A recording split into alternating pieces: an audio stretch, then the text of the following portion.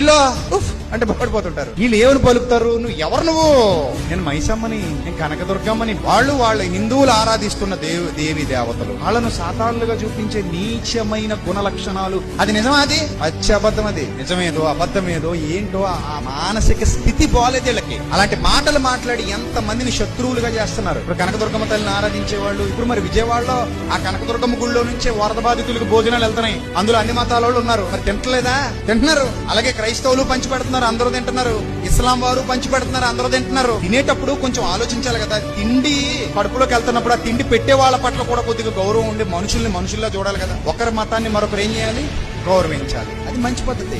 అంతేగాని ఇప్పుడు అదే స్కిట్ ఇంకొకటి వేసి ఎవడరా నువ్వు అంటే నేను యేసు ప్రభుని అంటే మనకి ఎంత బాధగా ఉంటుంది చెప్పండి. మీరు చెప్పండి. మరి ఈ ఊరికి ఆ ఊరు ఎంత దూరమో ఆ ఊరికి ఈ ఊరు కూడా అంతే దూరం. అందుకే తెలివి లేని వాళ్ళు సువార్థికులు కారాదు. జ్ఞానం వివేకం లేని వాళ్ళు సత్యం చేత్తో పట్టుకోకూడదు.